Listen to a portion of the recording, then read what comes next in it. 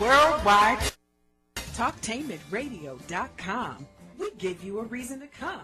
The world's greatest radio. We give you a reason to stay. Radio, the way it should be heard. You got the power. The view.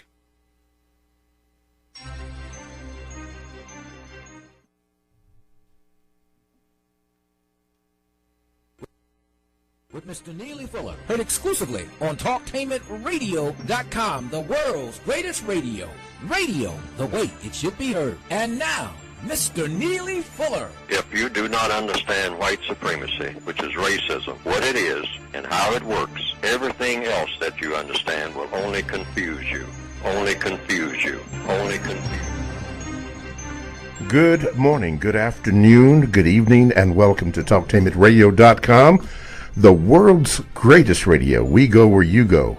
You are now in touch with the greatest 2 hours in internet radio. That is the compensatory concept with Mr. Neely Fuller Jr. I am your co-host, Mr. Bobby, and this is radio the way it should be heard. Our phone lines will be opening up in a few minutes, and when they are, you can call at 1-877-932-9766, or you can Gmail me at the numeral 7, Mr. Bobby, Bobby, at gmail.com, and we will try to vet your questions or comments and get you on the air. Mr. Fuller is the author of the United Independent Compensatory Code System Concept. All that is a textbook workbook for thought, speech, and or action for victims of racism, which is white supremacy, and he will further explain to you about that. And as a matter of fact, I have him on the line right now. First of all, Mr. Fuller, good morning, and how are you? Good morning. Okay. Still learning. And you're still learning. Now, we have people who tune in to the show regularly. I'm getting reports of the listenership, which is on the rise, and particularly with a lot of young people. For those who have not heard of the book or are just hearing of the book or just tuning in to the program, could you give a brief description of what this book is, the word guide, and most importantly, how can we obtain a copy of this book?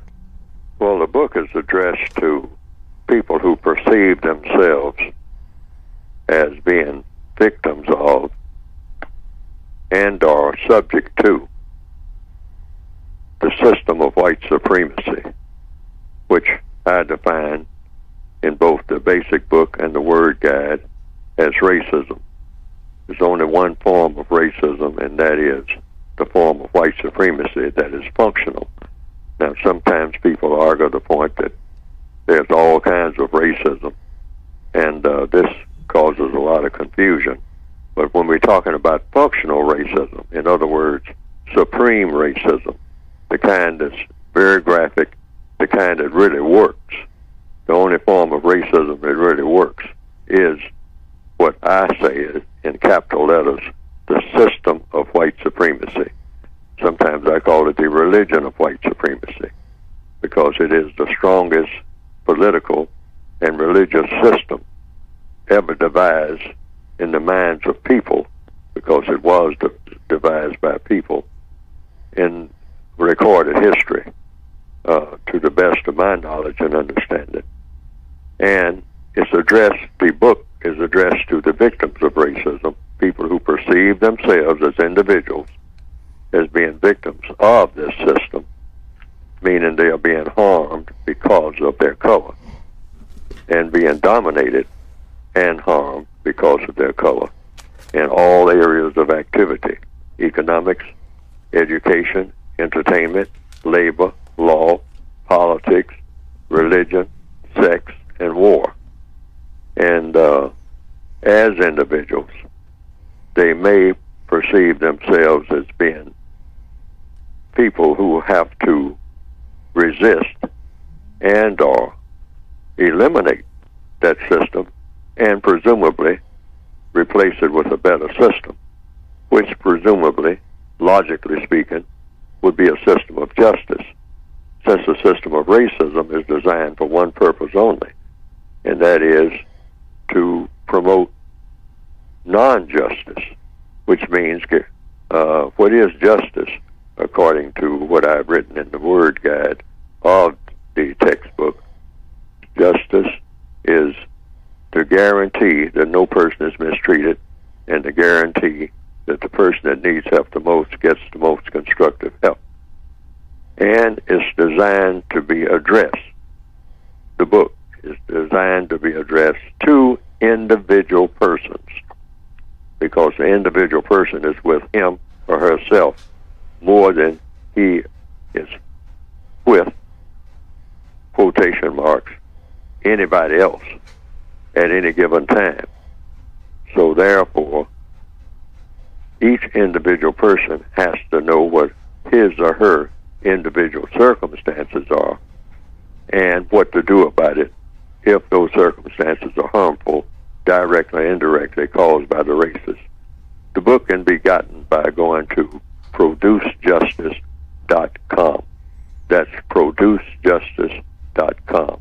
And what will come up on the screen is a brief description of the book and also this program, which is described on that website, and how to get the book and the program. Okay. Now, we have, you and I, Mr. Fuller, do have a lot of people that are in Canada and a lot of people who are overseas in England or UK, the South African continent, and I even get a communique from a brother in, he calls it so-called French Guiana, and they all want books. Do you have any information concerning those who live in foreign lands? Right now that's being worked on, and I've gotten some new information that I didn't have before, and I think that it can, within a very short period, it will be available in England, in the UK, the United Kingdom. Yes. It's already available in Canada. Okay. It can be gotten by going to producejustice.com, and we're working on the English, the UK portion of it, and also there are connections now being made with people who think that they can make arrangements to have the book available in the continent of what we call Africa. Okay. Alrighty. So there is the latest on the book. Now, today's topic we're going to try to get into as much as possible. We tried that last week, but the calls were so tremendous last week, and Neely Fuller and myself, we do thank you. But today we're going to try and get or focus on the suggestions concerning the law in the system of racism and white supremacy. But before we do, you know that we are in need of your donations, and we appreciate those who have done that. And all you simply have to do is go to the talktainmentradio.com homepage and click on, there's a donate button there, and you can click on for the second hour of the compensatory concept with Mr. Neely Fuller.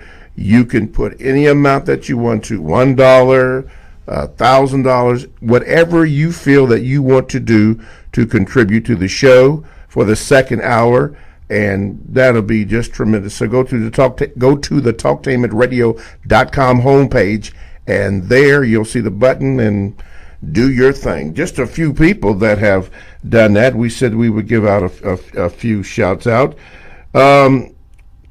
Sharday Harris, Gabe Murphy, Edward Andrews checked in. Thank you for your donation. Donna Howard, Gary Chadrick, I believe that's the name, yeah.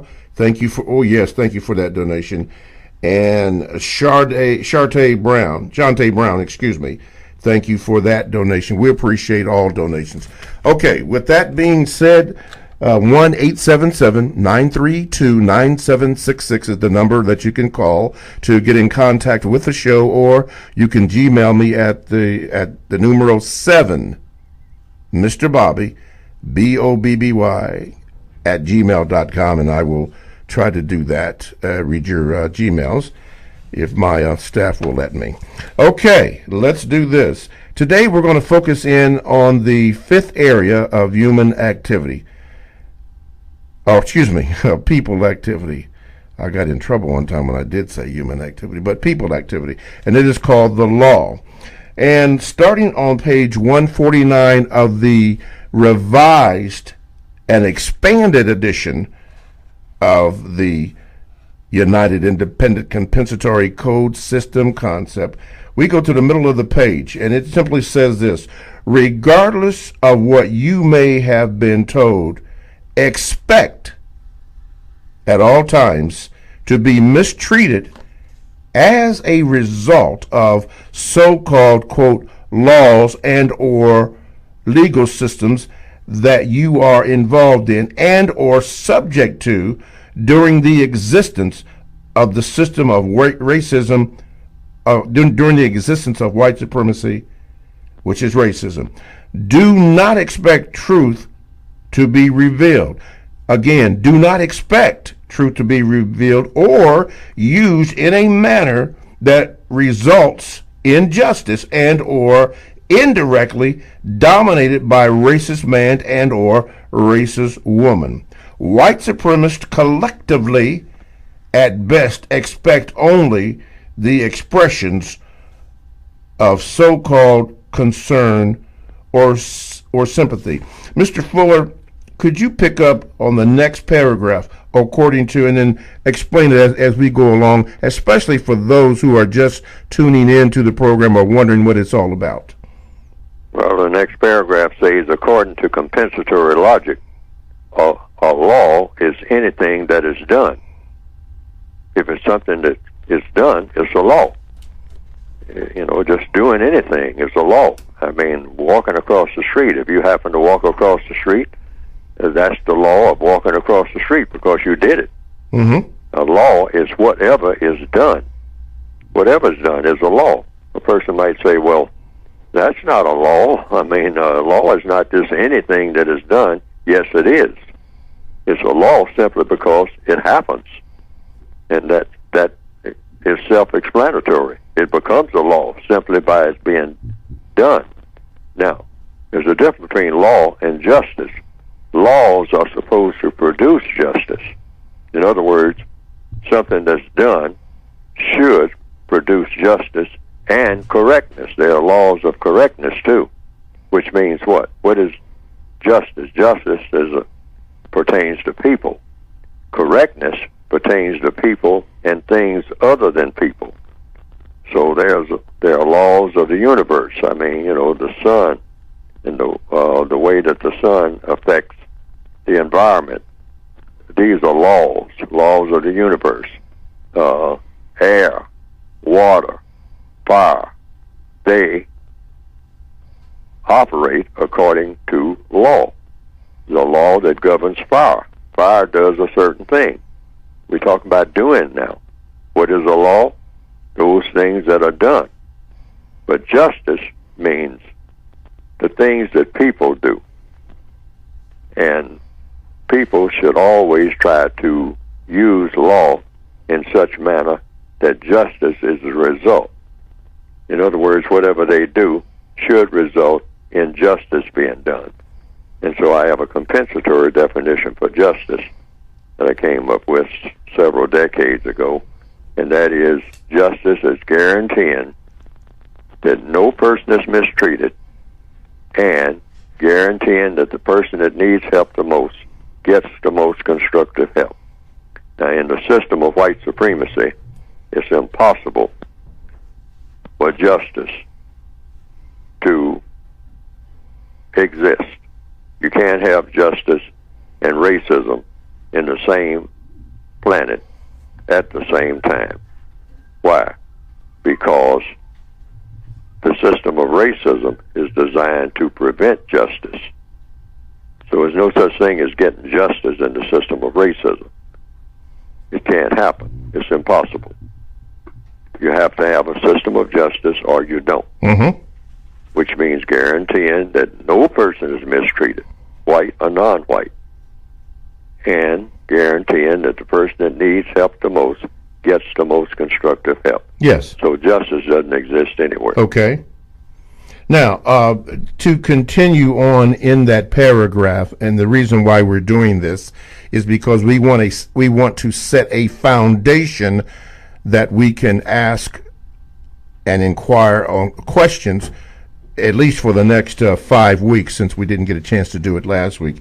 You went on to say, picking up this means that every time. Could you read that all the way down to the last one? This means that every time any quote-unquote police person does anything, he or she is practicing, enacting, enforcing a law.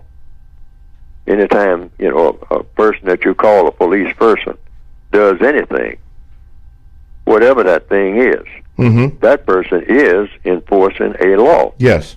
Of whatever it is that is being done. But it's important to know and understand that law is not the same as justice. Yes, say that again, please. A police person does things just like everybody does something. You're doing something all the time. I'm doing something right now. Yes. I'm talking. That's according to the laws of talking.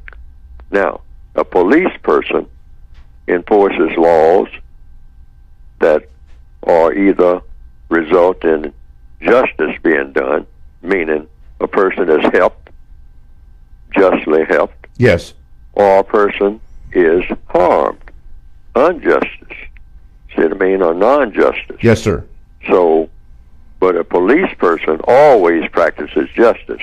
That's why I make a distinction. I made up a term called race soldier. Yes. Or suspected race soldier. A person is not a police officer if that person does anything that shouldn't be done, does anything that should not be done, according to the laws of justice. Yes. That person is not, while that person is doing whatever that person is doing, a police officer. Police officers always do those things that will best help to produce justice. Yes, sir. Always. So you don't ever accuse a police officer of mistreating anyone.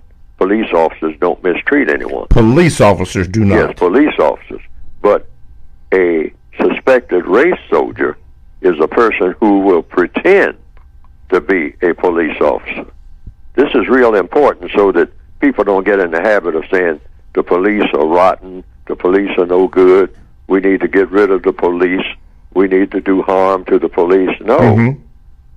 You need to get rid of or take the authority away from people who are pretending to be police officers, but really they are suspected race soldiers. Okay. See, I say suspected race soldiers. Yes, sir. Because they are suspected by whom? By whomever suspects them. Yes, sir. Of not being police officers. So to get this but straight, they're pretending to be police officers. Okay. So we need new terms. New terms, yes, to sir. make a difference between the two. Yes, sir. So would it be safe to say, for the sake of this conversation, so that we can continue to set the foundation, that there is no such thing as police brutality? No such thing as that. Okay. Absolutely. Okay. You never say police are not brutal. Police are to serve and protect. Yes, sir. And they help. Yes, sir. A police officer is always helpful. And there are many, many, many who are that way. But then you have some infiltrators who are race soldiers. They believe in practicing racism, but they're hiding behind the badge of a police officer. Very good. So you don't want to get the two mixed up. Okay. Sometimes they're riding around in the same squad car together. Okay. You have the person who is doing his or her best to be a correct law enforcement officer, and this is the term I prefer to use. Yes, sir. Law enforcement officer. Yes, sir. Be a correct law enforcement officer, but he's he's got a so-called partner who is a racist pretending to be a police officer. And so now you're going to have some problems right there between the two. Yes, sir. Okay. Now, before we move on, you said here in that last line, it says, it is important. Now, this is what you wrote. It is important to know and to understand that law is not the same as justice. Now, what did you mean by that? Well, laws change. But justice doesn't? But justice remains the same. Okay. Because what is the definition of justice? Guaranteeing that no person is mistreated, and guaranteeing that the person that needs help the most gets the most constructive help. Okay. But you don't have any of this existing anywhere on the planet now. Okay. People can do their best. Law enforcement officers do their best, but they can't produce justice. Okay. All right. In this system, because the system of white supremacy is set up to not produce justice anywhere. Yes, sir. And see to it that nobody can practice justice. Nobody. Okay. So on this planet, you don't have anything called justice that exists right now, which according to all of the evidence. Okay, which leads me into this segue. On the bottom of page 149, could you read that last line going over to the page 150? In a known universe dominated by the non-just and incorrect acts of people, it is best and correct not to use the word police to apply to the next page, page 150, to apply to any person now in existence. It is best and correct to use the terms law enforcer, law enforcement officer, law enforcement official, etc., etc., etc. The terms are best and correct because of what a law is. And remember, what is a law? Anything that is done. So you're just enforcing whatever you're doing. Whatever you're doing at the time you're doing it. Moving a dish from a table to, from the kitchen table to the dining room table. Okay. That's something that is done. That's a law of moving a dish. Yes, that's correct. Because you did it. Okay.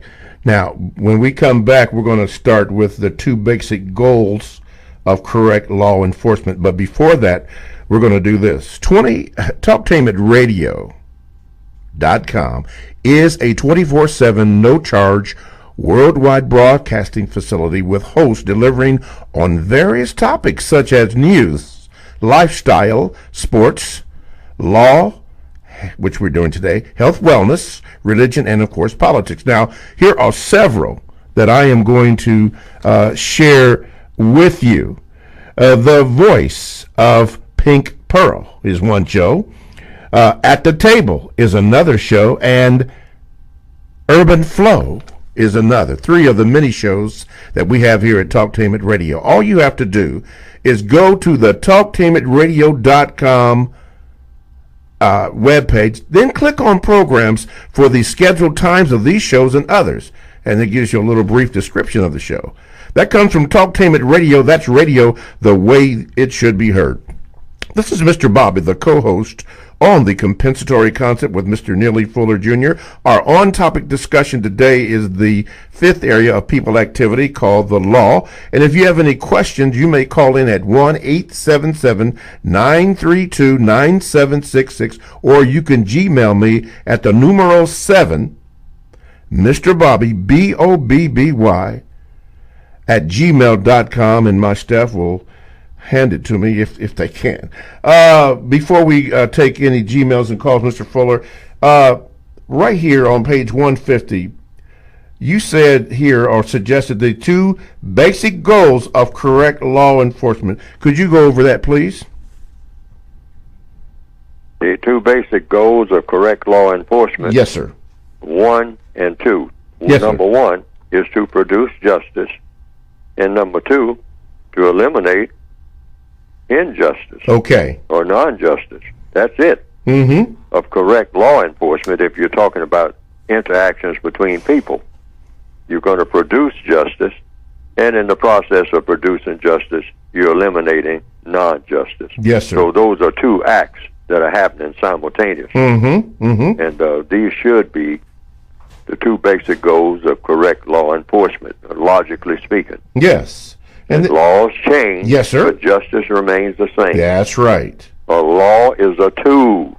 That's what it is, just a tool, just like a pair of pliers or a saw yes, or sir. a hammer. Okay. Or a nail clip. A nail clip is a tool. Okay. And so a law is a tool. But a law is a tool that can be used to produce and or maintain justice. Yes, sir. But a law can also be used as a tool to produce and or maintain non-justice. Mm-hmm. So the correct use of law is to produce a product called justice when you're relating that law to people rather than things. Okay. All righty. Just a minute here. Ed, you think that maybe I could take that call after the break because it's only going to be 3 minutes until then? Well, if you can take it out if you want. It's a short call. Okay. If it's a short call, then we'll okay. Yeah, we'll go ahead. We'll take it. Go ahead, caller. You are now on with Mr. Neely Fuller Jr. What is your question? Hello? Yes, go ahead, ma'am. Hi. I was going to say, Mr. Fuller, I think about you often when I see the changes that have taken place in this sanctuary city since our money has been cut off. I have never seen as many pictures of Obama and his whole family all splattered around the library like I see now. This is incredible. There's more pictures of him and his wife and his whole family now than when the man was in office for 8 years. And the black movement has gotten silence on the immigration issue. They oftentimes felt like we've done a lot to kick the doors of opportunities open for a lot of people, and we didn't get the proper backup and support. It's as though the other people wanted us to kick the doors of opportunity open, and then they would knock us out the way and then slam the doors in our face. So now the black movement is silenced. As ISIS circulate the town, our money is cut off. I've often wondered, what would you think if you could see this type of change, and where do you think it's going to lead to? Okay. Mr. Fuller? Well, right now it's kind of chaotic. I mean, so that's what it looks like to me. But here again, the focus should be what? To produce a product called justice, which means guaranteeing that no person is mistreated. I don't care how you phrase it or how you express it. You look around and you got 10 people, and so the question is, okay, I'm looking at 10 people. Is any one of those 10 people being mistreated? Is there any mistreatment going on for any one of those 10 people that I'm looking at? That's the question. And if somebody is being mistreated, it's not supposed to happen. It's just that simple. Check and find out how this person is being mistreated, if the person is being mistreated, how it's being mistreated, how the person is being mistreated, and figure out a way to put a stop to it. Because no one is supposed to be mistreated.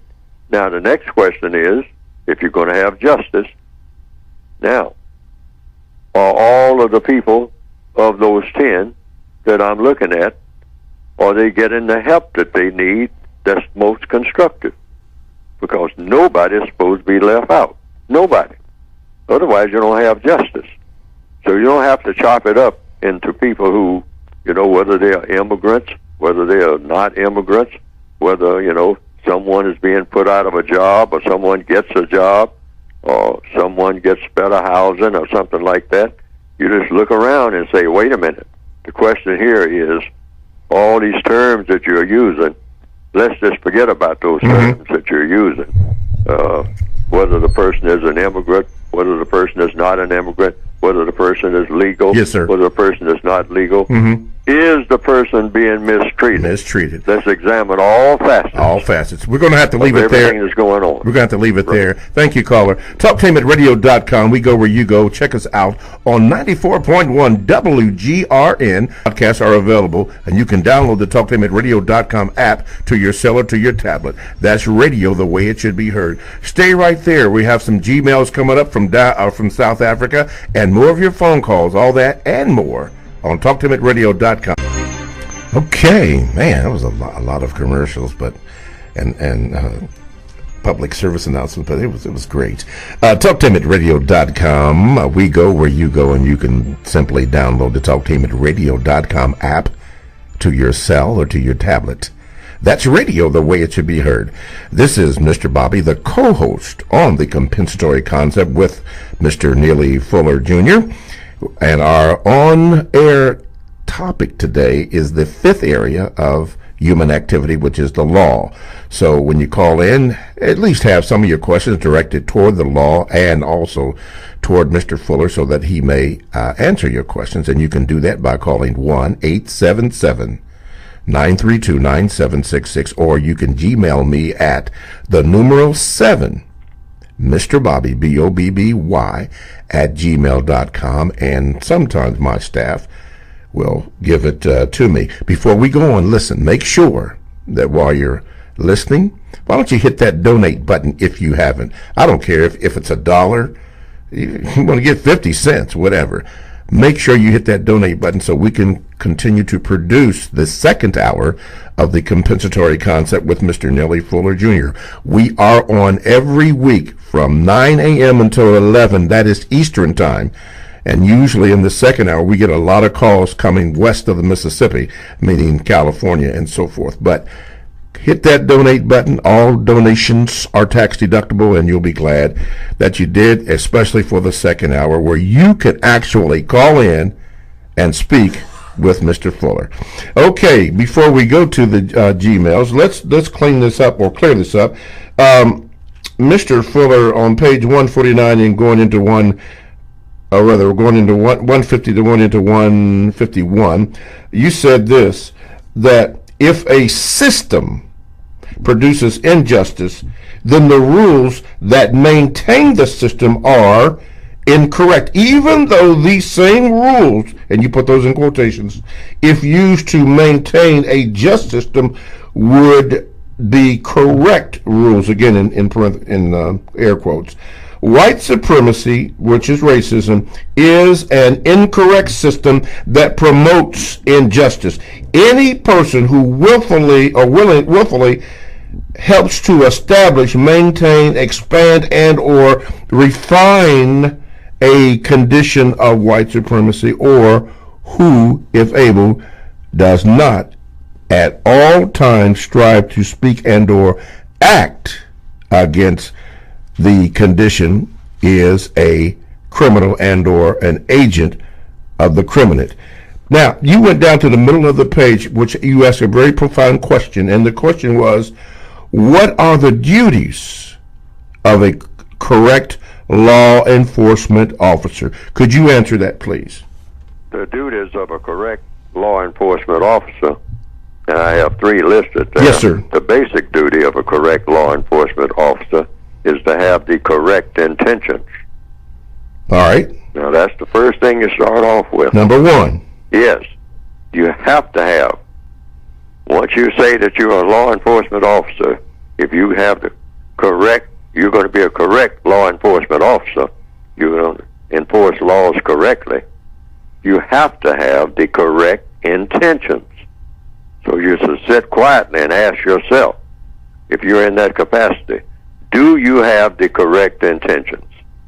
I mean, having this authority to do harm to people or to help people. And you have a lot of authority, quote unquote, to do that. You can go either way with it. So do you have the correct intentions? Once you say you are a law enforcement officer. And then the number two, the basic duty of a law enforcement officer who has the correct intentions is to use every law in such manner as to help produce what? Justice. A product called justice. Here again, you can enforce a law in such a way that you are not helping to produce justice, or you can enforce a law in such a way that you are helping to produce justice. Okay. So you want to make sure that you're always trying to help to produce justice. Yes, sir. And then the third, the basic duty of a law enforcement officer who uses law in such a manner as to help produce justice is to guarantee that no person is mistreated and the guarantee that the person who needs help the most gets the most constructive help. Yes, sir. And I underline the word constructive. It is underlined. Not underlined right there in the book. Yes, sir. But you put that in your mind. Constructive. You need constructive help.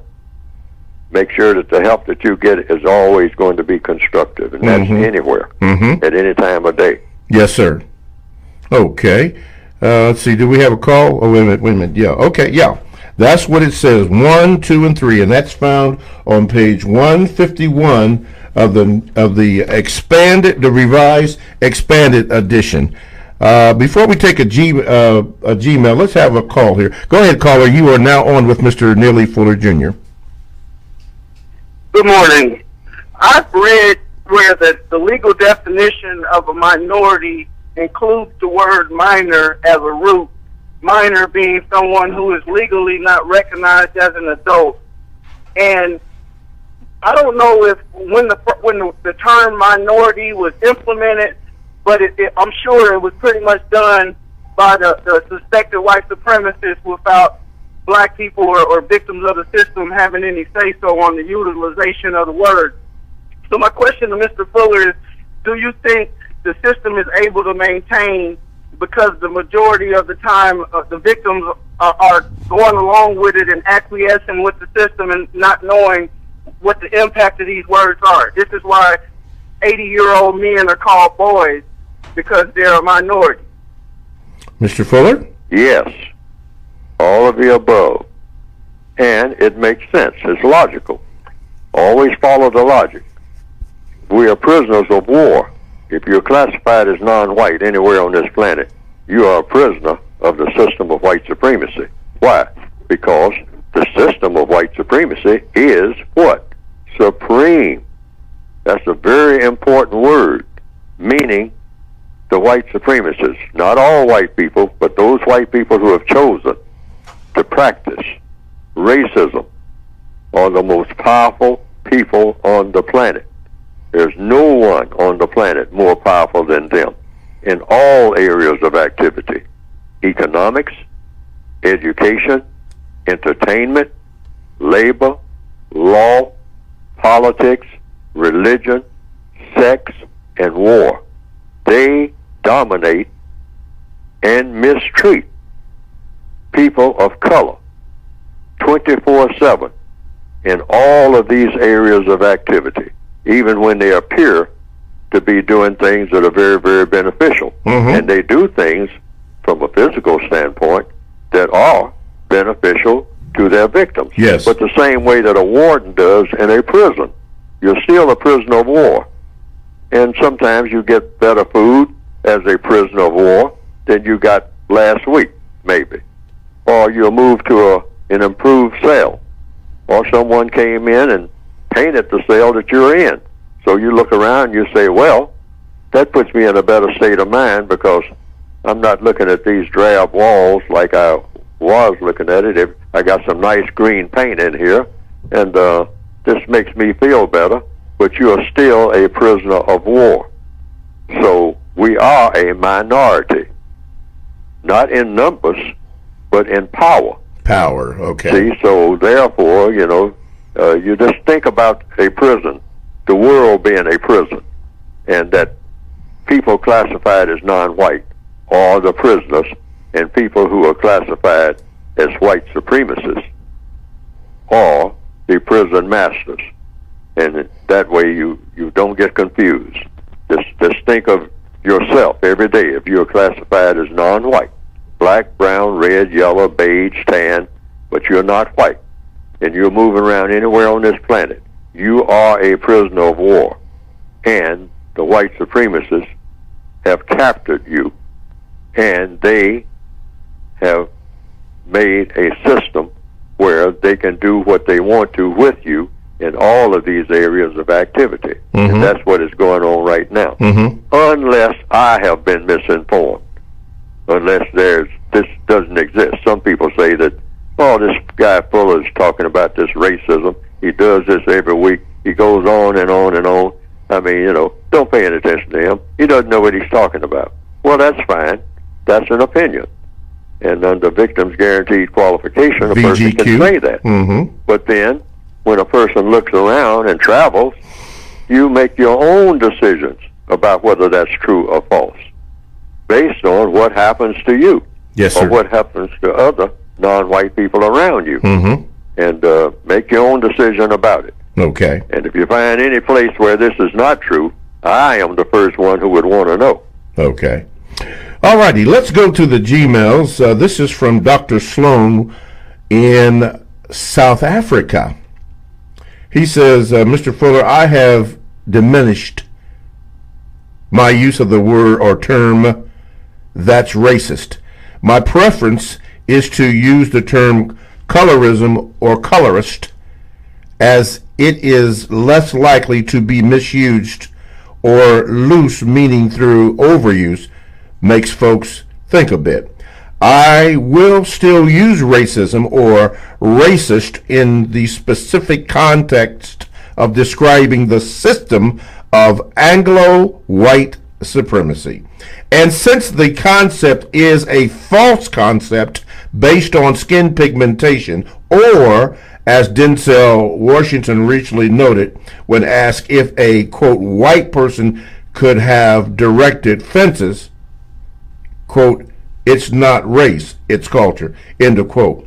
This also addresses those folks, or those folk who love to cry reverse racism, as well as those Negroes who just don't understand and get into a quagmire instead of explaining, quote, they, end of quote, are really identifying discrimination or prejudice, not reverse racism.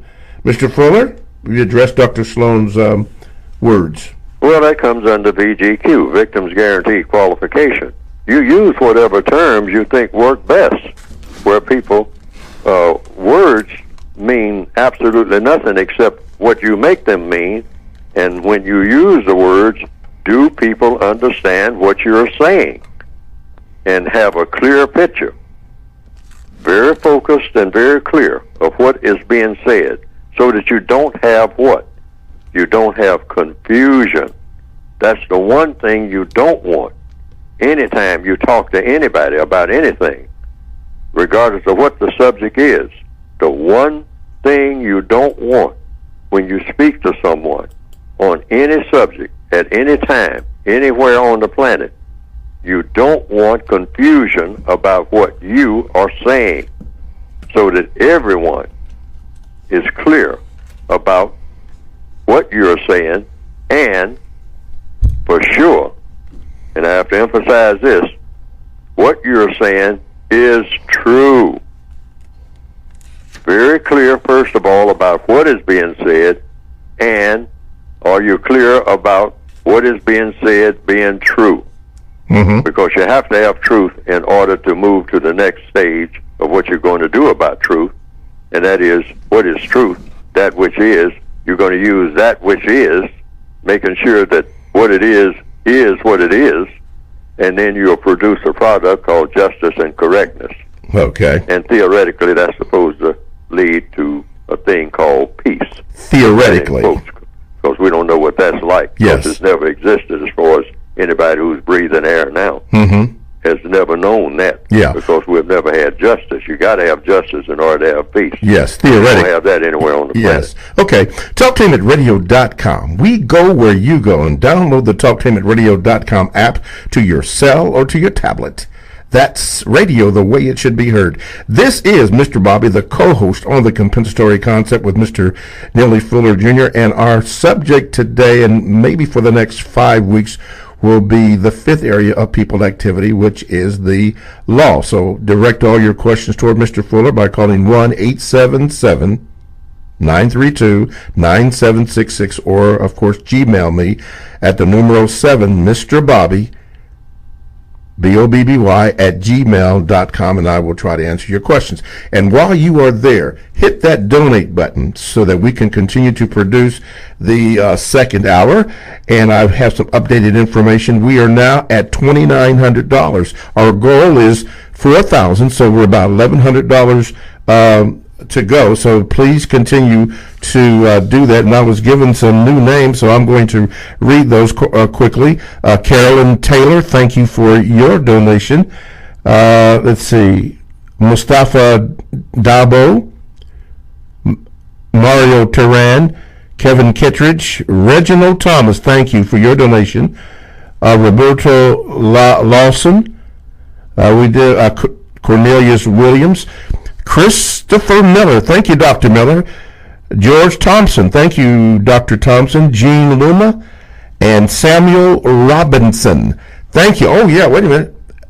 Victor Palmer and Alice Talley, thank you for your donations to the compensatory concept for the second hour.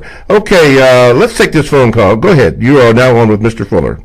Good morning, Mr. Fuller. I'd like to ask you a question about like black people that are in law enforcement and they do the same thing that the white supremacists do. They don't make a change, or they're not trying to change. They're just the same way. What about those people? What do you think about them? Yes, they are victims of white supremacy because they are classified as non-white. So think of it again as a prison system. In a prison system, sometimes you have what they call what? Trustees. Yes, sir. And trustees are told that they're given duties, by in the system of white supremacy, in that prison, by the white supremacists, what to do. So they will do what they are told to do, like we all do what we're supposed to do. Here again, we're all law enforcement officers. Every person on the planet enforces laws. Mm-hmm. You know, if you're a person, you enforce laws. Okay. So if you're a prisoner in a prison system called the prison of white supremacy, you are supporting that system. So everybody supports the system. See what I mean? So just because a law enforcement officer is black and wears a badge and a gun, they have what you might call a little more voice, because the voice is given to them directly, indirectly, by the white supremacists. Yes. So you can expect to be harmed by them. And most of them will try to be of help. If you will assist them, I think that most of them will try to be of assistance to you. I don't know the numbers. Circumstances vary from place to place, because we're talking about worldwide now. And in some places, they act just like you say, exactly like the white supremacists. In other places, they try to be as helpful as they possibly can, but they can only give you so much help. Yes, sir. Because they are under pressure as trustees. They are prisoners of war too. There's no way around that. In the system of white supremacy, you either have this worldwide prison system or you don't. So that's the way to look at it. Okay. Some of them take it to the extreme, like they love to what you would call it. They like to take advantage of minorities, as you was just saying a minute ago. They love to do that as minorities themselves. Yes, we all do harm to each other. The white supremacists force us to be that way. Mm-hmm. As prisoners of war. This is why I have said, broadly speaking, black people, non-white people, should only contact each other. We're walking out in the prison yard. The prison yard is the whole planet. So when we make contact with each other, try as best we can to make those contacts as constructive as possible. But the only way to do that is to minimize the contacts. We have to have very few contacts with each other, and as best we can. And every contact that we make should have a constructive result, as best we can, knowing full well that we are forced to do harm to one another. Yes. Because the white supremacists have the system that's designed to do that. So we try to minimize it as much as we possibly can, and the only way you can minimize these conflicts between black people themselves, generally speaking, is to minimize all non-constructive contact. Okay. All casual contact should be done away with, period, until we overcome this system of racism and replace it with a system of justice. Okay. We have a Gmail from the state of Michigan. Let's just say Dr. Michigan for the sake of this phone call. It says, Mr. Fuller, since we are in a system of white supremacy, do you think the victims of racism, white supremacy, should be so-called friends with white people? Do you think having so-called white friends in this system causes the victims to be confused, thinking there are, quote, good white people? I'm thinking the same reason you say that white people and non-white should and shouldn't have sex while the system is in place. I think that non-white people and white people shouldn't be so-called friends while the system exists either. Your thoughts, why or why not, Mr. Fuller? Well, I'll go right straight to the textbook itself. First of all, you ask, what is a friend? Now, there's no way for anybody to be friends in a non-just system. That's just not going to happen. People kick that word friend around just like we kick around a lot of words. Use a lot of words very loosely without having definition for what we're talking about. It's impossible to have a friend in the system of white supremacy. Why? We're in a non-just system. So you can't have a white friend or a non-white friend. You can't have a friend, period. You just do the best you can in a system that's rotten to the core. It's all rotten. Even though, you know, it has a lot of sweetness to it, you mean, artificial sweetener, you might say. The white supremacists know how to do tons of that. They know how to sugarcoat everything, okay? So we get that taste of the sugar, but that's not genuine. It's not genuine. It's not real. You cannot have true friendship in a non-just system, but you just do the best you can to do what? Minimize the harm that you do to people. Try to be as constructive as you possibly can, but you can't have a white friend or a non-white friend in a system that doesn't allow friendship. There's no such thing as friendship in a non-just system. It's just people doing stuff.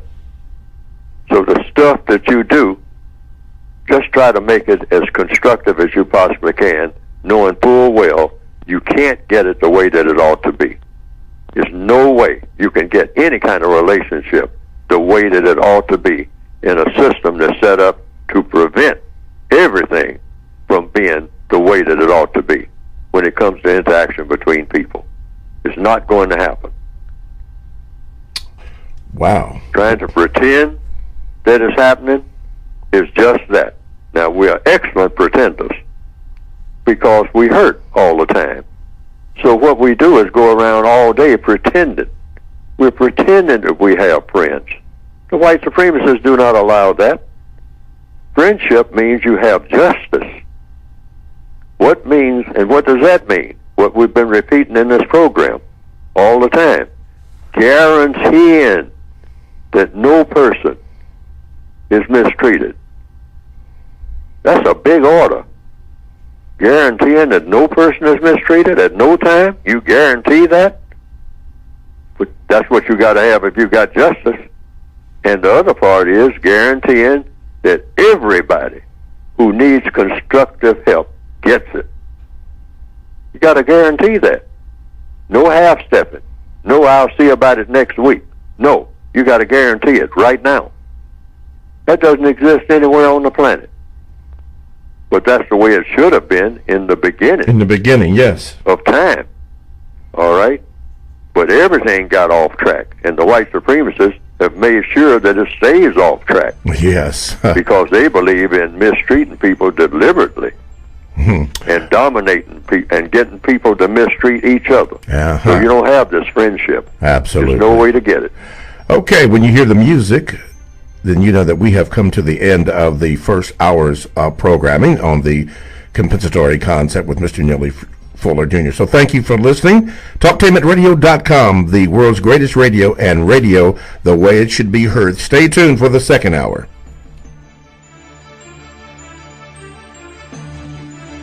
Thanks for listening to The Compensatory Concept with Mr. Neely Fuller, heard exclusively on TalkTainmentRadio.com, the world's greatest radio. The most important question in all racial matters is why. One should always ask it. Radio, the way it should be heard.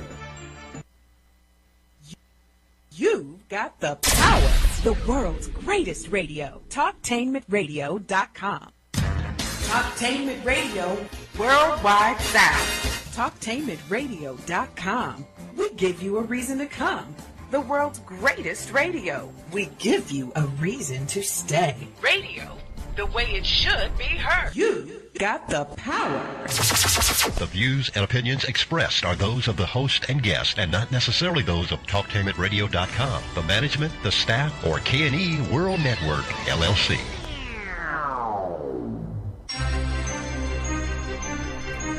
This is The Compensatory Concept with Mr. Neely Fuller, heard exclusively on TalkTainmentRadio.com, the world's greatest radio. Radio, the way it should be heard. And now, Mr. Neely Fuller. If you do not understand white supremacy, which is racism, what it is and how it works, everything else that you understand will only confuse you. Only confuse you. Only confuse you. All righty. Good morning, good afternoon, good evening, and welcome to the second hour of the Compensatory Concept with Mr. Neely Fuller Jr. It is 10 o'clock time Eastern, which would make it 7 o'clock on the West Coast. You will usually get a lot of calls in this particular hour, but nevertheless, we are on TalkTainmentRadio.com. We go where you go on the world's greatest radio, and you are now in touch with the Compensatory Concept.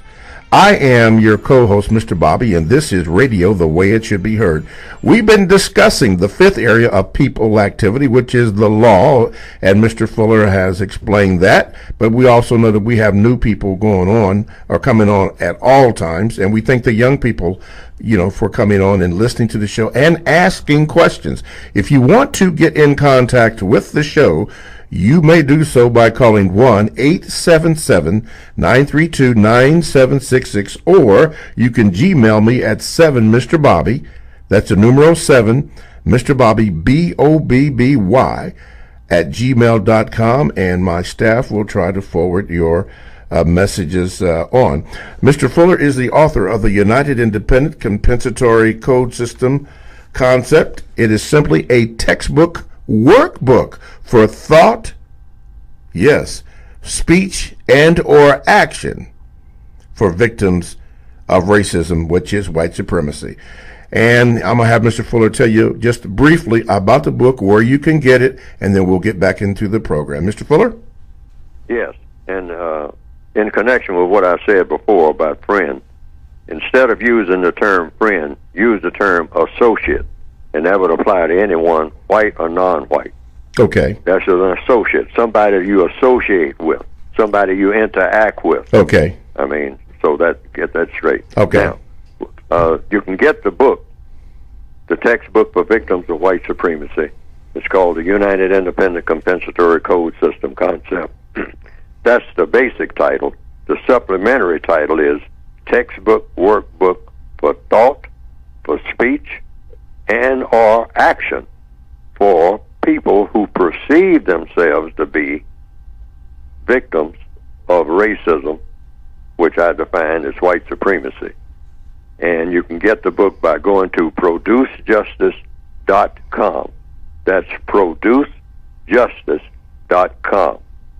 And that's the website you'll go to, and what will come up on the screen is a brief description of this textbook. And inside the textbook, it gives a description of what those words, United Independent Compensatory Code System Concept, mean. And then it goes on to tell have suggestions Yes, about sir. what an individual person as a victim of racism can do on a daily basis, wherever he or she may be, anywhere on the planet. Just pick out something that applies to you. That's the way the book is supposed to work. Yes, sir. In some places, you might look and see some things, and where you're located and the people you interact with, you'll say, well, I don't see anything like that going on here. And so then you just turn the page and find something that does apply to you. And you might find nothing in the book that applies to you in your way of thinking. So the book is about basically what? 2 words, problem solving. Or you can say another 2 words, producing justice. So problem solving, producing justice. Producing justice, problem solving. Addressed to individual victims of racism. You can get the book by going to producejustice.com. All righty. Let's take a phone call. Okay, line number 1. Okay, line number 1, you are now on with Mr. Fuller. Go ahead, please. Good morning, Mr. Fuller. I think it's very powerful that you talk about laws that are governing white supremacy world. I think it's very interesting because now we have Trump up there with his Nuremberg laws that keep expanding. But also, I used to notice when I was in college and I tried to interact with white females, it was like there was these unwritten laws from somewhere was interfering with our relationship. And it's as though if we got too close to each other, other white people would come along and police the other white person. I'm interested in hearing your comments on that, Mr. Fuller. That's to be expected. We're in a system of racism. In a system of racism, racism is to be expected. So you just take that all in stride and predict that it's going to happen. And it's going to happen as long as you have racism. That's the whole purpose for trying to get rid of it. So that relationships are finally established. Right now, we don't have relationships. We have arrangements. And I explain this in the textbook for victims of racism. Black people themselves do not have relationships. Non-white people, we don't relate to each other. The white supremacists do not allow relationships. They prevent them. And they have plenty of arrangements. And none of these arrangements are the way that they ought to be. There's no such thing as a relationship the way that it ought to be among people of this planet. Why? Because you don't have justice. That's why. You've got to have justice in order to have the correct type of relationships. What we have now is just a bunch of tacky, trashy, and terroristic Yes. arrangements. I describe this in the book. I call it the 3 T's. It doesn't get any better than tacky. What the lady just described, that's tacky. I mean, like people kind of halfway shadow boxing or something. I mean, something going on there. But you can tell something is missing. Everybody's kind of holding something back. Or they're putting something forward that shouldn't be put forward. And they're holding something back that shouldn't be held back. But everybody's kind of tiptoeing around each other. I mean, and even when we are being ultra polite, even that's artificial.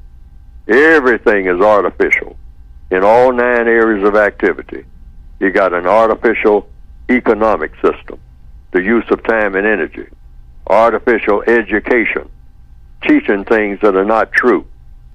And the things that are true, I mean, you add stuff to it and confusing it and whatnot so that people can't recognize the truth from falsehood. Yes. Entertainment, labor, law, politics for sure, which means this interaction between people, period. Religion, artificial, a lot of artificial activity going on. Hypocrisy.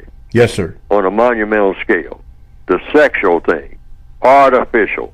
More artificial sexuality being coming up now with the white supremacists.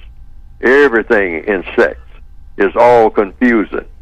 They're making it more so, deliberately, in order to consolidate keep their power consolidated. Mm-hmm. And then, of course, in the ninth area of activity, war is all war, because it's just one war, and that's the war between those who believe in racism and those who don't. That's the only war going on the planet. Everything else is just battles within that war. Okay. Thank you for your call, caller. All righty. Okay, continuing in the fifth area of people activity, which is the law. Let's begin here on page 152, where you said at the top of the page, Mr. Fuller, could you read that where it says, avoid using the term? Page 152. Yeah, at the top where it says, avoid using the term, and then why? Yes, and it says, avoid using the term police to describe any person now in existence. Use the term enforcement officials to describe any person who uses force to enact the will of those who have dominant power. Never refer to a police officer as being a racist. Never. Never. Absolutely not. Never refer to a police officer as being a racist. That's a contradiction in terms. You can't be a racist and be a police officer at the same time. That is absolutely impossible. A police officer is a person that helps to produce a product called justice, period.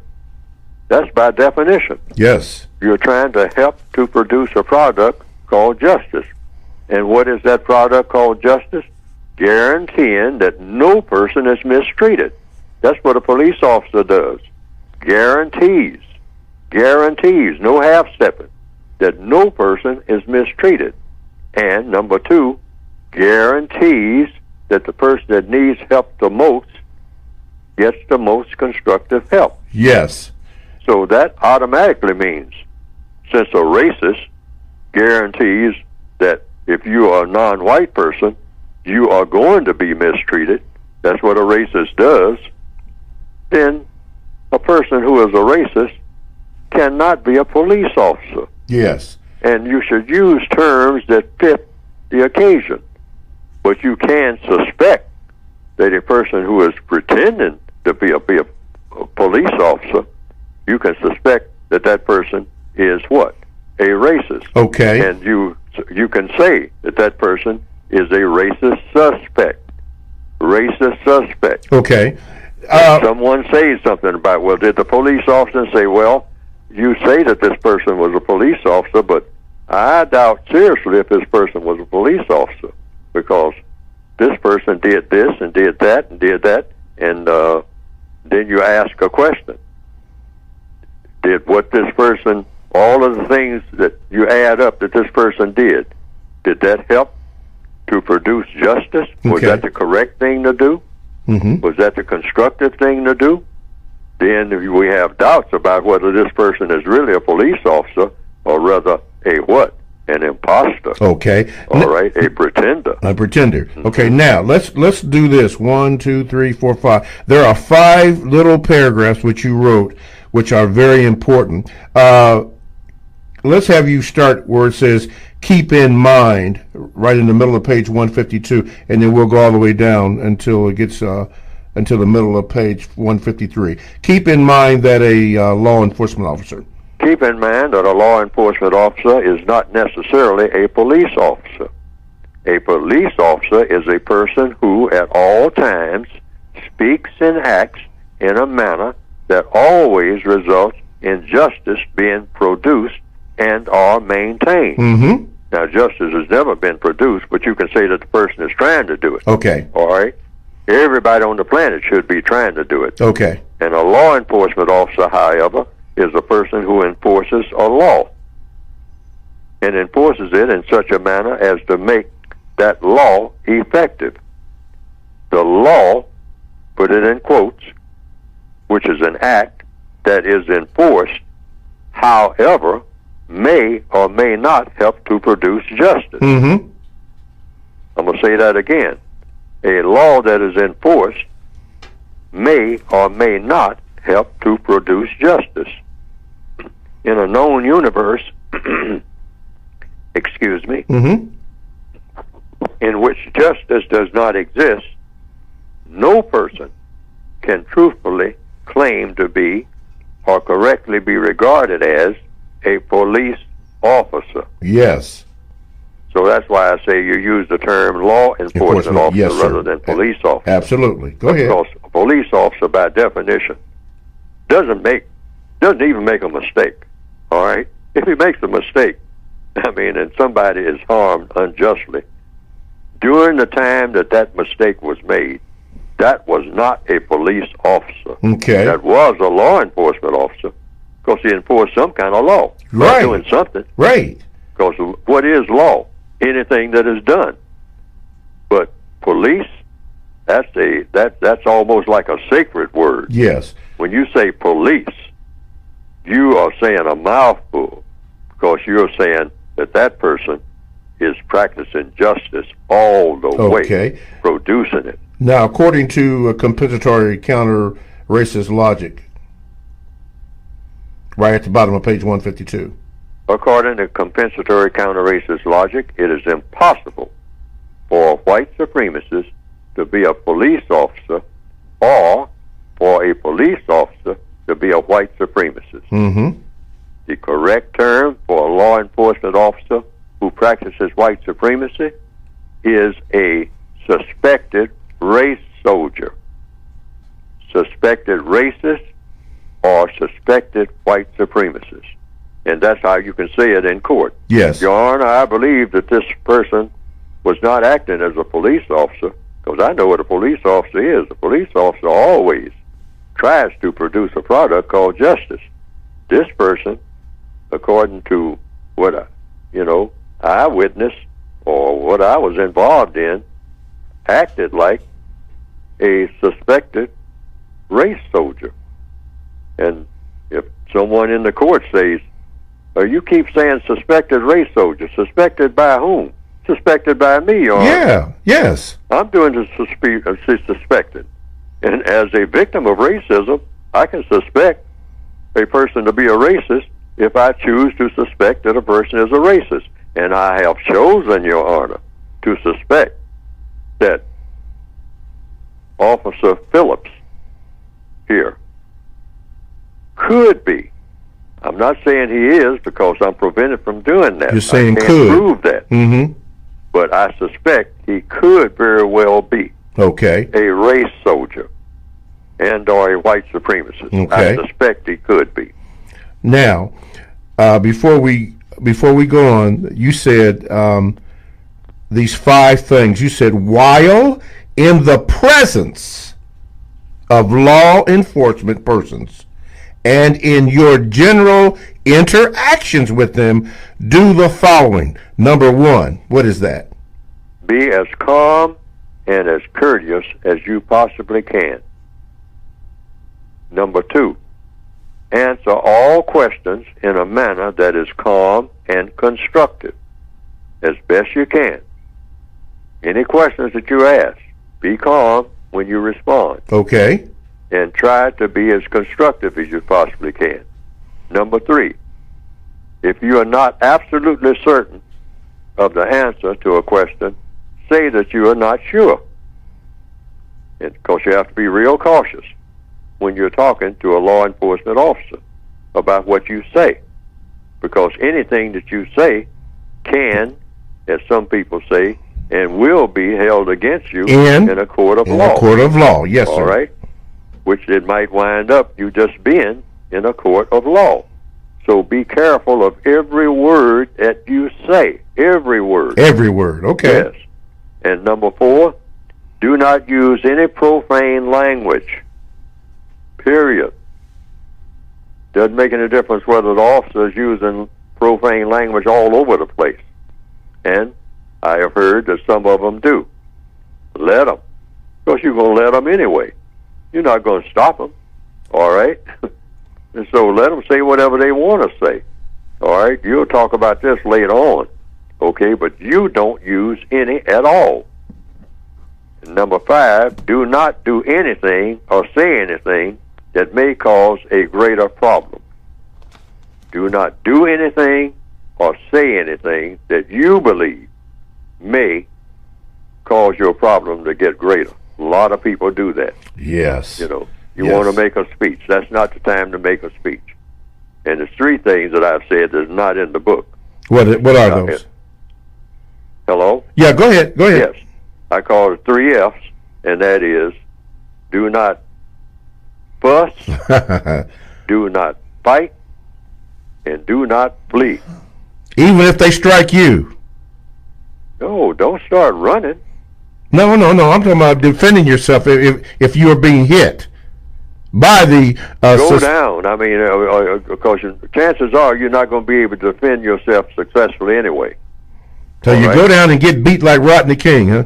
No, just stay down. Rodney King kept getting up, from what I saw on the film.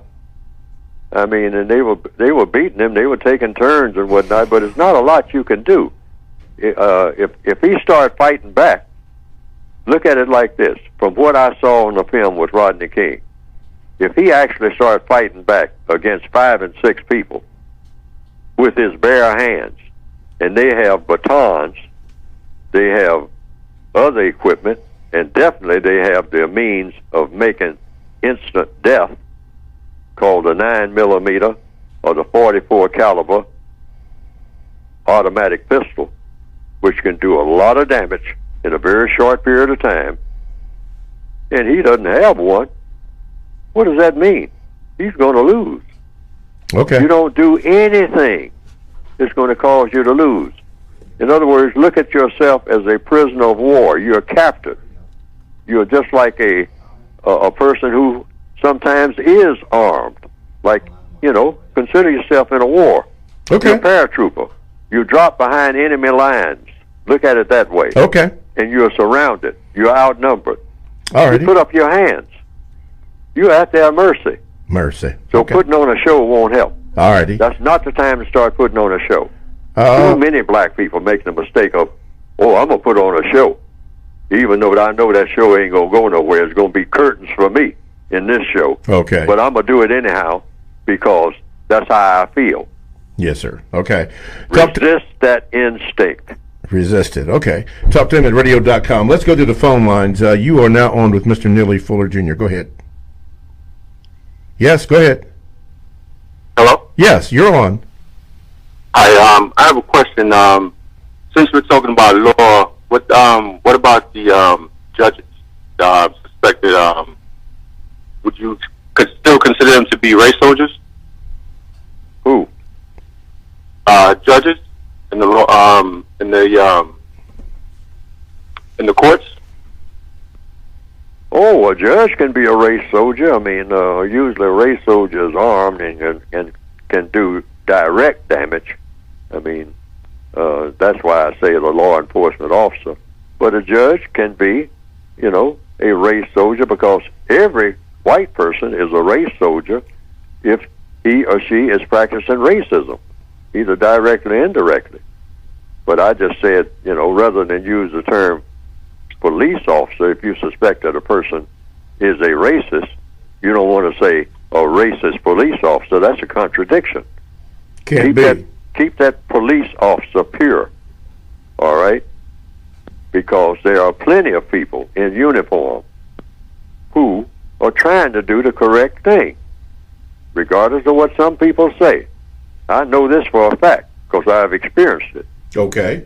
I mean, just because the guy or the lady has, sometimes it's a lady, female, I mean, just because the badge and gun, and you say, I mean, they're against black people and all that, that's not true. That's simply not true. That's simply not true. Some of them got offspring that they're trying to keep under control. I mean, really. If you talk to them and you know them personally, they'll say, yeah, I'm in law enforcement. I'm supposed to be a police officer, but I have a problem trying to, quote, unquote, keep my own offspring in line. Sometimes I have to take off duty and go to the school to straighten out one of my own offspring. And I am a law enforcement officer. And I got to go to the school to take my own child aside and talk to him and say, look, you behave in this class. I want you to get educated. I don't want you to wind up in a situation where I have to come and get you and arrest you because I'm your mother. But I'm a law enforcement officer. I'm trying to do the best I can out here trying to control other people, and you're acting out in the classroom. Now, how does that make me look? And I know there are some people, some law enforcement officers, who can say amen to that when they hear me say that, because that's true. See what I mean? Yes, sir. So, it's all a matter of, getting perspective and putting everything in correct context. Yes.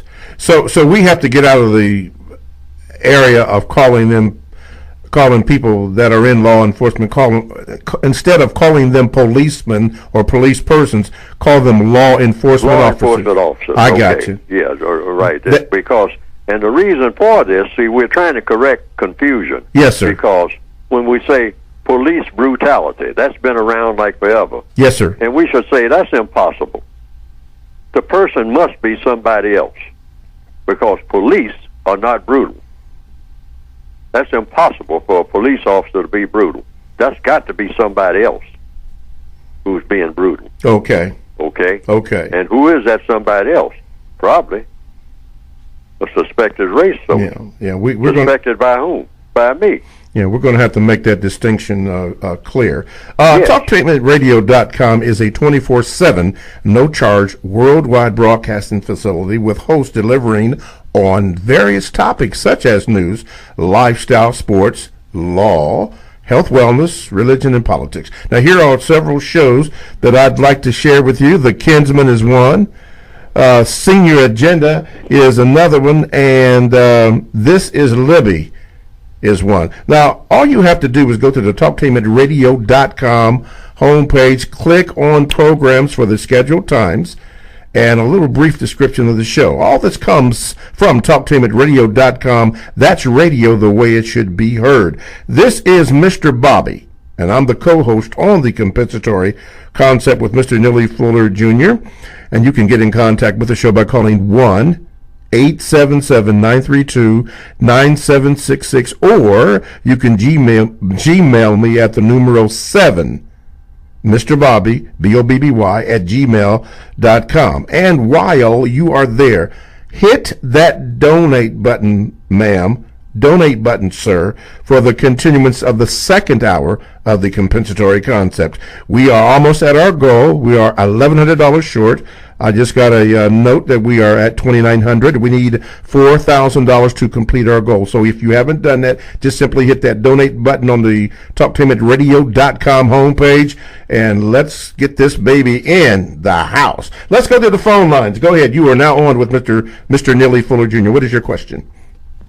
Hello, Mr. Fuller. I'd just like to say that I used to run up against hostile policemen and policewomen all the time. One of the last times I saw one of those policemen that ran up on me. He was pulling out his billy stick. I could see it coming. And I simply did what I normally do to disarm them. Smile and say, "Hello, officer. How you doing today?" And like a lot of police officers and police women I ran up against, they get totally disarmed just by me smiling and say, "Hello, officer. How are you doing today?" With me saying that, the man seemed to I could see like I was shocked him for a minute or two. And he took a half step back and he put his billy stick away. Okay, because a lot of times, these police officers, they're trained to fight and deal with aggression. A lot of them are frightened people, and they don't want to get hurt or killed with that job. So like I said, I don't think it's a good idea for black people to simply kind of argue with them and fight with them and wrestle with them and shoot with. I don't think that's a good idea. I think it's realize that you're up against a person who's trained to kill, who's frightened, and won't hesitate to use brute force.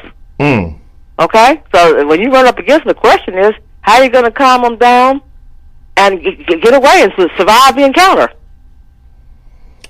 Smile. If necessary, get your justice later. But how are you going to survive the encounter? That should be the ultimate goal when you run up against them. Mr. Fuller, quickly. Well, here again, I outlined it in the book, on page 153, when you're in the presence of a law enforcement person, and in your general interactions with them, you do those 5 things. Right. Be as calm and as courteous as you possibly can. Mm-hmm. That's number 1. And like I said, something that's not in the book, those 3 F's. Don't fuss, don't fight, and don't flee. Just be as calm and courteous as you possibly can. Just sit there. Let them say whatever they want to say. Sometimes they just had a fight with somebody about 15 minutes ago, and they got hit in the nose. Mm. Now you look like that person that hit them. All right? So they already fired up. I mean, they got it in their mind. This is not going to happen to me again. I'm not going to take these licks on the nose. And so the next one that I run into that acts the least bit hostile, I'm going to do a job on them. See what I mean? You got to think the way that they're thinking. Right. Okay? So, you know, and so you just be calm and courteous and do what you're told. And you know a lot of things sometimes, what you're told to do, get down in the mud and all like that, and you got on your Sunday's best. Go ahead and get down in the mud. With your Sunday's and best hope on. that the cameras are running. Yeah. Because this is not going to look very nice in court. You being nice and courteous and whatnot, and that law enforcement officer is using all kinds of profanity and telling you to get down in the mud. You got on your wedding dress. Yeah. Right. Thank you for your call, caller. Right. All righty. TalkTainmentRadio.com. We go where you go, and you can check us out on 94.1 WGRN. Podcasts are available, and you can download the TalkTainmentRadio.com app to your cell or to your tablet. That is radio, the way it should be heard. Stay right there. We have some more calls and this great email. This hour is really moving by fast. Anyway, TalkTainmentRadio.com. We go where you go. Hey, download the TalkTainmentRadio.com app to your cell or to your tablet. That's radio the way it should be heard. This is Mr. Bobby, the co-host on the Compensatory Concept with Mr. Neely Fuller Jr., and our topic is the 5th area of human people activity called the law. Please don't send me any Gmails about that. People activity called the law. And but you can go off topic if you would like, and Mr. Fuller will answer your questions. And don't forget, while you're there, hit that donate button so that we can wrap this puppy up, put it in the truck, and go on home with it. We're at $2,900. We need $4,000. So make sure that you donate to the cause for the second hour. 1-877-932-9766. We're going to take and you can Gmail me at the numeral 7, MrBobby@gmail.com. We're going to take a call right now. Go ahead, caller. You are now on with Mr. Fuller. Yes, sir. Good morning. I'm just calling to commend Talktainment Radio on Mr. Fuller for your courtesy with the callers in their VGQs, because I noticed they're starting to abuse it. That's my personal opinion. But my question is that people are bold with non-justice. When are we going to get bold with the concept of justice? Because it seems like people that promote non-justice are usually really bold about it or confident. Mm-hmm. But the people that promote justice is kind of quiet and docile and kind of with the concept. So when are we going to get bold enough to say, this is the way that it should go, the world should go? Okay. And that's my question. Okay, Mr. Fuller? Well, to the best of my understanding, this is why I came up with a compensatory definition for the word justice. Down through the years, I'd been hearing the word justice and in looking it up in various dictionaries, and this is something I would advise everybody to do. Just look up justice in every type of dictionary.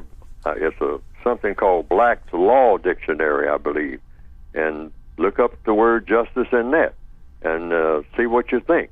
But I came up with one several decades ago, and that is justice. 2 parts, guaranteeing that no person is mistreated, and the other part, guaranteeing that the person that needs help the most gets the most constructive help. And I say that should be everybody's goal in interacting with everybody else. And having that definition is kind of concise, okay?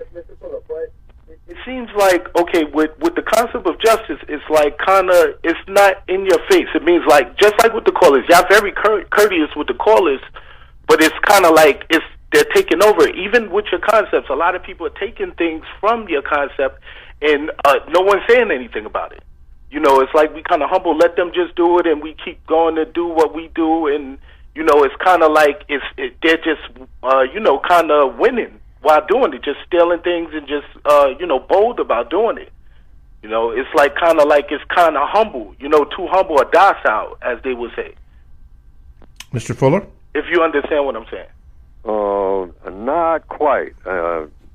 Can you kind of elaborate a little bit more on your question? It's like playing on the weak. The good finishes last. If you understand, ever heard that concept, the good finish last, the good guy finish last, is usually when people prey on the weak, like kind of take advantage, take things from them, and knowing that they're going to do the right thing, so they won't fight back. You know, they won't do anything. So the code of justice, that's why because I know many of us believe in justice. Even your average person on the streets believe it, but they don't adopt it because they're out of fear of getting taken advantage of. Okay, Mr. Fuller? If you understand what I'm saying. Oh, sure. But there's but you can't be taken advantage of if you stick to the definition. Guarantee that nobody's being mistreated. If someone is taking advantage of you, then you raise a question, because here again, part of the code is what? All problems are solved through the process of what? Questions and answers. Mm-hmm. So if you perceive that you may be being taken advantage of, you simply go into the question mode. What is it that you are doing, sir or ma'am? Okay. Why are you doing it? Yes. All right. And, you know, what do you expect the result to be? Okay? Just ask question after question after question. Do you think that what you're doing is going to have a constructive result? Yes, yes. See, that's a question. And if it is going to be constructive, how is it going to be constructive? Keep asking questions. Yes.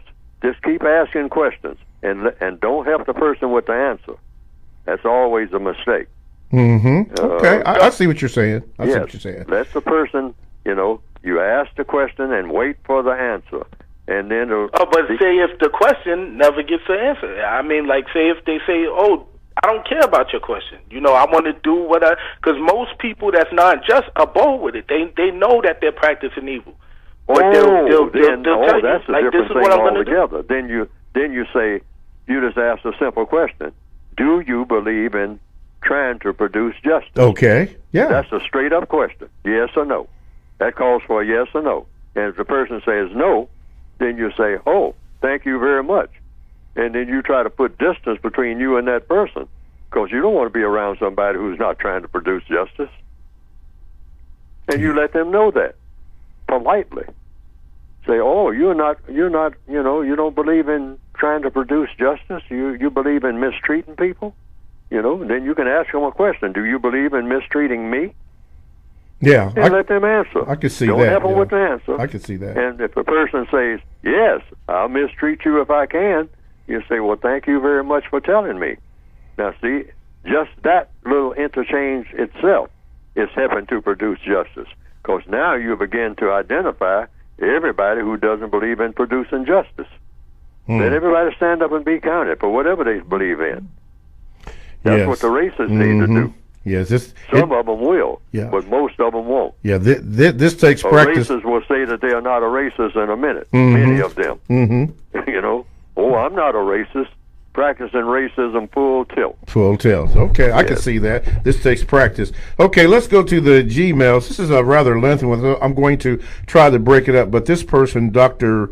Bragg, has tried to intertwine the areas in his comment. He says, and you've addressed this before, Mr. Fuller, but he says medicine connects to each of the 9 areas of activity by the way of fact that if you lack economics, you can afford the necessary medicines or medications or approved drugs, etc., for coping with any given ailment. And if you can't afford these medicines, drugs, etc., you will either seek some on the underground market or resort to theft, which in turn gets you in trouble with the law if busted. This can lead to hefty fines or lengthy sentences, especially in an era still plagued by war on drugs. Because it's the law under the system of racism, white supremacy, which dominates or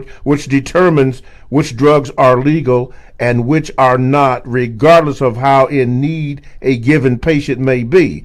Laws are passed by government officials who are often paid handsomely by lobbyists to determine which drugs are suitable, which are not. Wars have been fought in the past for control over certain opiates, which are the base of many of the medicines or medications that many people need in order to cope with serious ailments. And many of these soldiers returning from war need serious medical treatment in order to deal with the effects of war, say PTSD.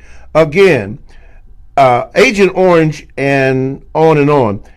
And I did mention earlier about the war on drugs waged in the 80s and 90s.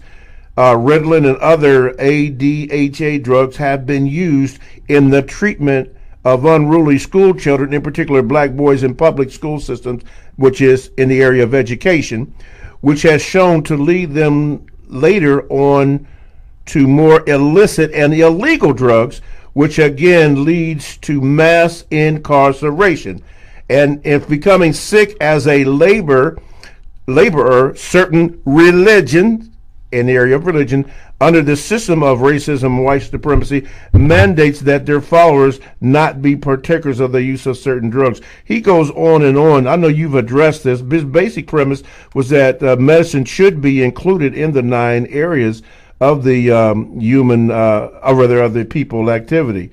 And he wanted to know, he says, I'll leave it here, but my attempt was to show how medicine ties in with the other 8 or 9 areas of activity. Mr. Fuller, again, has the wrong impression of what I meant by medicine.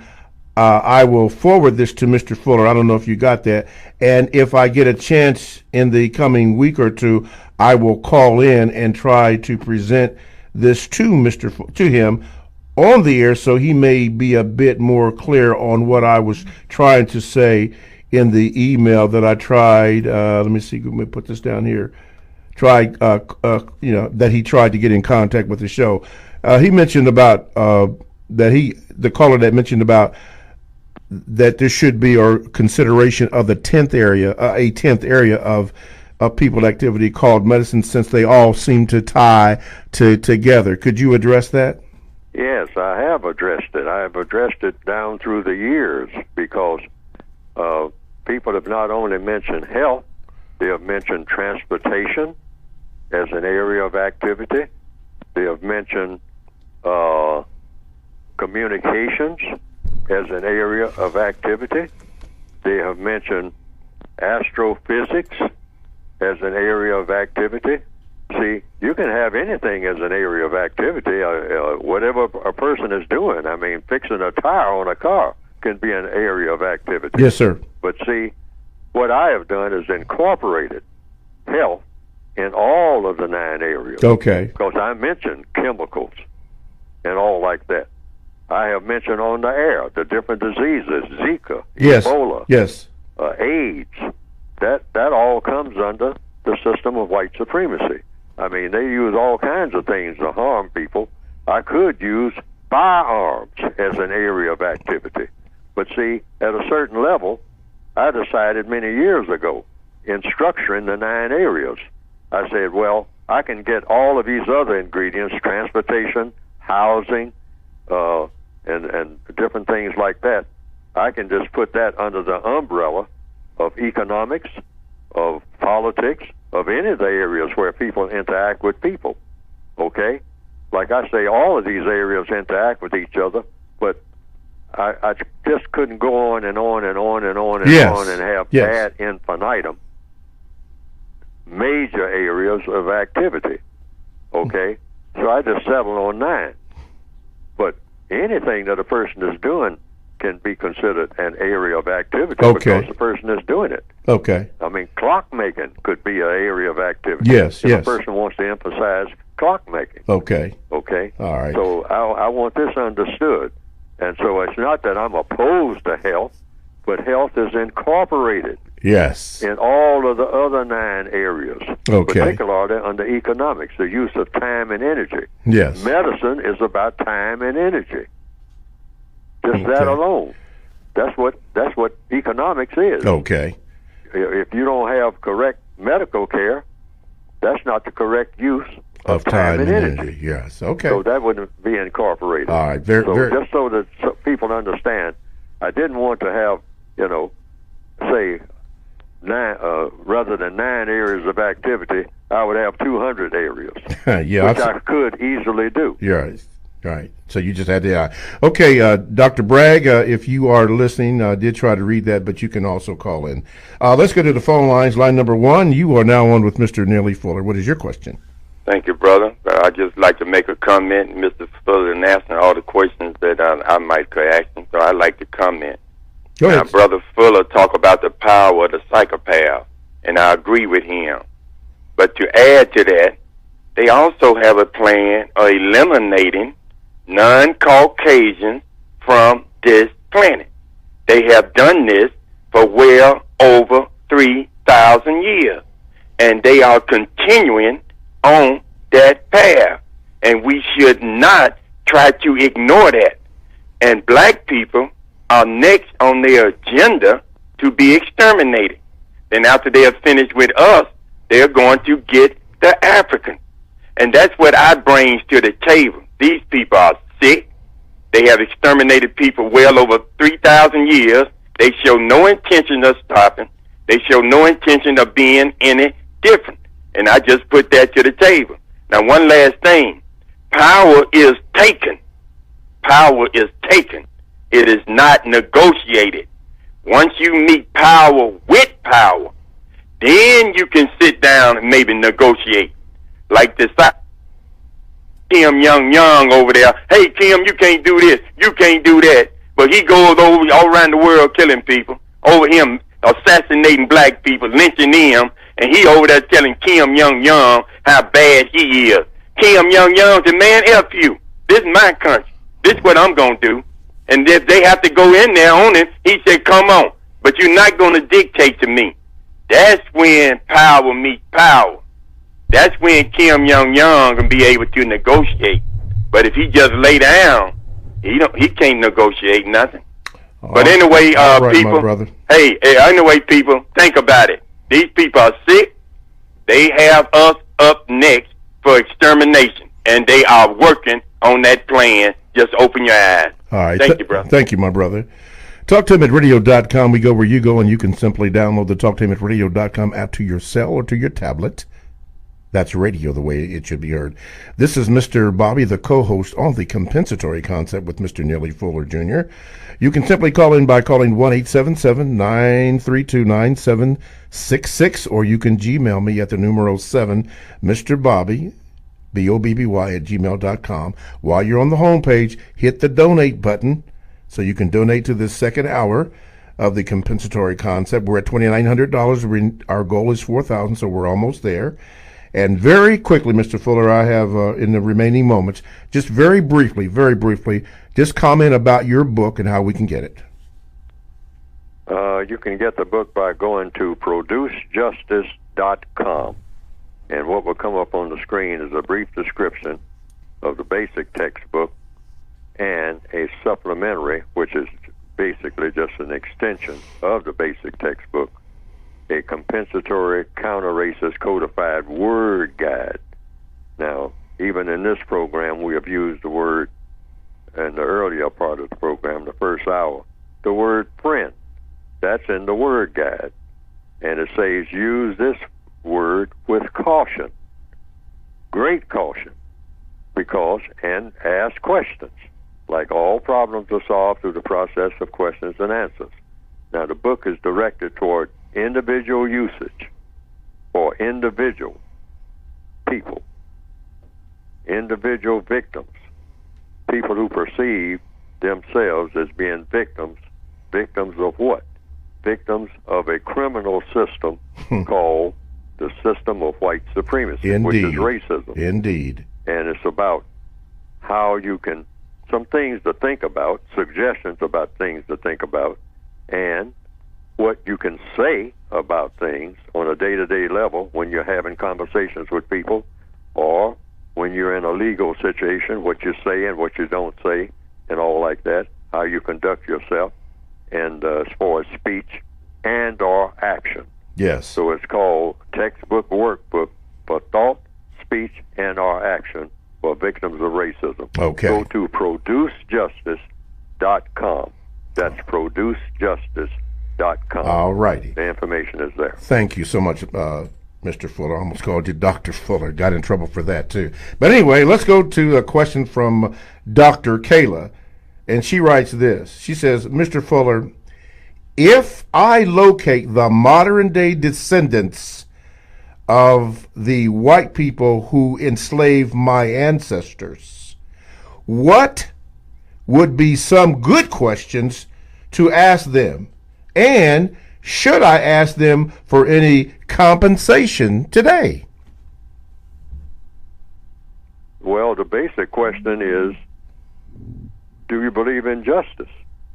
That's what you would ask anybody. Do you believe in producing justice? Or that justice should be produced, and then describe what justice is, guaranteeing that no person is mistreated, and guaranteeing that the person that needs help the most gets the most constructive help. Yes. And you don't even have to talk about what happened 1,000 years ago or even last week. You can just say, starting with this minute, what are you doing? What are you planning on doing? How do you plan to do it? And what do you expect a constructive result to be? Those are 4 universal questions you can ask anybody at any time, and they will always fit. Okay. Any time of day or night. All right. They're in the textbook, in the revised version. Revised version, okay. What is it you want to do? Everybody wants to do something. Okay. Why do you want to do it? Why do you want to do That's it? question 2. Mm-hmm. Number 3, how do you plan to do it? And then number 4 is the bottom line question. What do you expect the constructive result to be? Yes, sir. And in interacting with anybody, white or non-white, anywhere on the planet, any time of day, those 4 questions and the answers to those 4 questions will always take everybody right where they need to go. Okay. Let's go to a question from Dr. Clark. He says this, Mr. Fuller, I agree with you that the white supremacists are the most powerful people in the world, but are they cowards? The reason I ask is because if they have to create a evil system, which is white supremacy, to mistreat people based on color, would they be considered coward because they know how great we can be if we get on an equal playing field? Thank you, Dr. Clark. Well, you could call them that, but the code says in the 10 stops, you don't call people by names or titles except the names or titles they want to be called. You try to avoid that as much as you possibly can. So I wouldn't call anyone a coward myself. Oh, okay. Under that, and it's not necessary, and it wouldn't serve a purpose for me. I mean, it might make me feel better or something like that, but then I have to ask myself, why am I asking that question? Or why am I bringing that subject up, trying to determine whether a white person is a coward or not? The main thing I want to know is, do you practice racism? Are you practicing racism? Or are you trying to get rid of racism? And if so, what are you doing to prove that that's what you're trying to do? See, these are more direct questions about solving problems. Now, if I call a person a coward, or if I go around telling other people that white people who believe in racism are cowards, then I have to ask myself, why am I asking this question? And who is that supposed to satisfy? Or is that supposed to satisfy any requirement in the production of justice? So a person can do that, like the code says, that comes under VGQ. A person can take any, if you're a victim of racism, you can take any position you want to on what racism is about and what to do about it. Okay. Any position. Any position. Okay, now. You've earned that. For the conclusion of today's program, on page 153 of the revised expanded edition, could you, as we close out the program, under police officers, which you have in bold print, could you read that statement right underneath that? Under police officer, center of the page. Yes, sir. 153. Always suspect that a white person is a white supremacist, racist, if he or she approaches you with a weapon. I mean, suspect, just automatically say, now this person may be a racist. See? Yeah. You don't have any proof, but the person has a gun, a knife, or a pitchfork or something, and they're using it, approaching you in a menacing manner. Okay. That's the only way you know that they're approaching you with a weapon. And as long as white supremacy exists, expect to be maimed, killed, or falsely accused by any white person who confronts you by presenting himself or herself as some form of law enforcement official, police person, sheriff, constable, investigator, soldier, etc., etc., etc. If the person is approaching you and the person is white or appears to be white, and that person has a weapon, a baseball bat, yes. and it looks like they're going to swing it at you or whatever, expect that person could be. Talktainment Radio, worldwide sound.